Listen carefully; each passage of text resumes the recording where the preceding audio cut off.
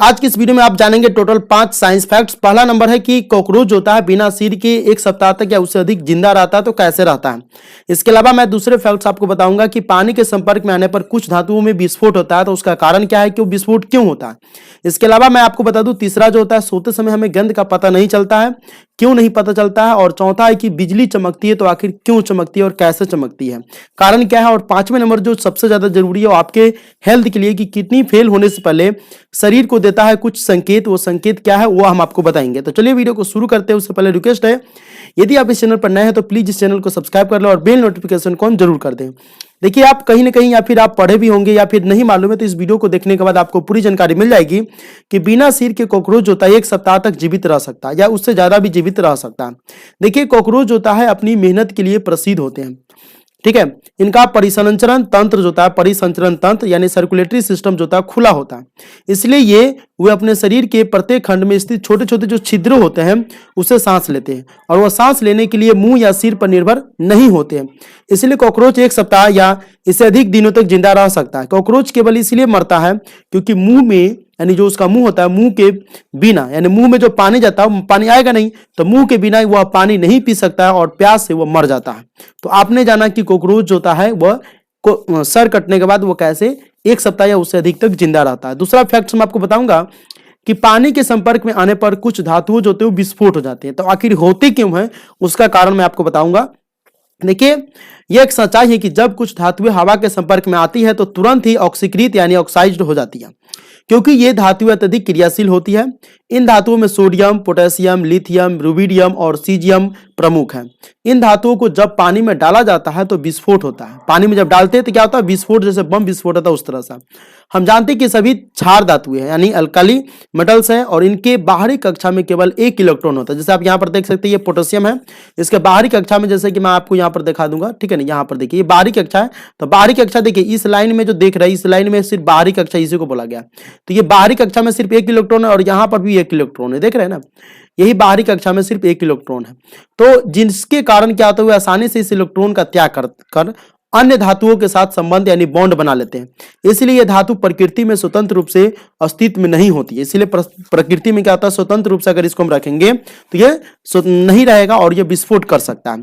आप जान गए। चलिए तीसरा फैक्ट हम बताते हैं कि सोते समय जो होता है हमें गंध का पता नहीं चलता। हमको कोई सोते समय रहता है तो कोई अगर कुछ बदबू आ रही है या फिर कुछ सुगंध आ रहा है तो उसमें पता नहीं चलता। ऐसा क्यों होता है? देखिए दरअसल मैं आपको बता दूं कि ब्राउन विश्वविद्यालय के रिसर्च ने 2004 में 20 से 25 वर्ष यानी कि आयु के जो बच्चे थे वर्ग के, वो वर्ग के 3 स्वस्थ पुरुष और 3 जो है स्वस्थ महिलाओं के ऊपर एक परीक्षण किया, ठीक है, जिसमें पाया गया कि सभी लोग तेज शोर के कारण एक झटके में जग गया, यानी तेज शोर के कारण वह जग गया, लेकिन गंध का उन पर कोई प्रभाव नहीं पड़ा, जिसमें यह साबित होता है कि जब हम सो रहे होते हैं तो हमें गंध का पता नहीं चलता है, ठीक है। अगला फैक्ट हमको बताएंगे कि बिजली जो चमकती है तो कैसे चमकती है और क्यों चमकती है और गरजती कैसे है। देखिए बारिश के दौरान बादल में उपस्थित पानी के छोटे छोटे कण वायु की रगड़ के कारण अवशोषित हो जाते हैं, ठीक है, आवेशित हो जाती है सॉरी। और कुछ बादलों पर धनात्मक आवेश यानी पॉजिटिव चार्ज होता है वो आ जाता है कुछ बादलों पर, और कुछ पर ऋणात्मक आवेश यानी नेगेटिव चार्ज आ जाता है। जब एक धनात्मक आवेशित बादल जो होता है ऋणात्मक आवेशित बादल के पास पहुंचता है तो उनके बीच में लाखों वोल्ट का विद्युत विभवांतर पैदा होता है। जैसे बिजली देखते हैं, जैसे बैटरी वाले होते हैं तो प्लस पॉइंट माइनस पॉइंट को लेकर के एक साथ जोड़ा जाता है बल्ब, तो बल्ब जलने लगता है। उसी तरह से प्लस पॉइंट यानी पॉजिटिव चार्ज और नेगेटिव चार्ज एक साथ जब आते हैं तो विभवांतर पैदा हो जाता है लाखों वोल्ट का। इतने अधिक विभवांतर के कारण इनके बीच की वायु में विद्युत धारा बहने लगती है और इनके बीच की जो वायु होता है यहाँ पर देख रहे हैं, इनके बीच जो होता है विद्युत धारा यहाँ पर देख रहे हैं वो बहने लगता है। ये क्यों बहता है? तो पॉजिटिव चार्ज और नेगेटिव चार्ज, यानी ये मान लीजिए कि पॉजिटिव चार्ज और नेगेटिव चार्ज होता है एक साथ आ जाता है तो विद्युत का प्रवाहित होने लगता है इनके बीच के बीच, ठीक है, और बहने लगती है। इसे ही प्रकाश की एक रेखा पैदा होती है, देख रहे हैं जो चमकती है तो इसे प्रकाश की एक रेखा पैदा होती है, ठीक है, उसे हम बिजली की चमकना कहते हैं। विद्युत धारा के कारण बहुत अधिक गर्मी पैदा होती है जिससे वायु एकदम जो होता है फैलती है। अचानक फैलने के कारण वायु के असंख्य अणु जो होता है एक दूसरे से टकराते हैं। इन टकराने से जो पैदा हुई आवाज से ही गरजना होता है, यानी ये जो होता है एक दूसरे की तरफ टकराते हैं और टकराने के कारण जो होता है आवाज होता है वही गर्जन होता है, वही गरजता है। अब हम आपको बताएंगे कि आपके बॉडी के बारे में। किडनी जो होता है फेल होने से पहले शरीर को देता है कुछ संकेत। वो संकेत क्या है? देखिए, दरअसल किडनी जो होता है हमारे शरीर में होता है। किडनी खराब होने से आपकी लाइफ जो होती कम हो जाती है। देखिए, पेशाब संबंधी समस्या सबसे पहले आपको आना शुरू हो जाएगा। किडनी खराब होने का मुख्य लक्षण है पेशाब संबंधी बदलाव। किडनी खराब होने पर पेशाब के रंग में बदलाव, बार बार पेशाब आना, कम पेशाब आना और पेशाब आने पर जलन होने लगना, पेशाब के साथ रक्त या पस निकलना। जब किडनी पर बहुत अधिक दबाव पड़ता है तो कई बार पेशाब आना भी बंद हो जाता है। इसके अलावा कुछ और भी लक्षण जैसे कि शरीर में सूजन होना। बहुत सारे महिलाओं या पुरुषों को देखेंगे तो उसका पैर जो होता है, उसका बॉडी का आकार जो होता है वो फूलने लगता है।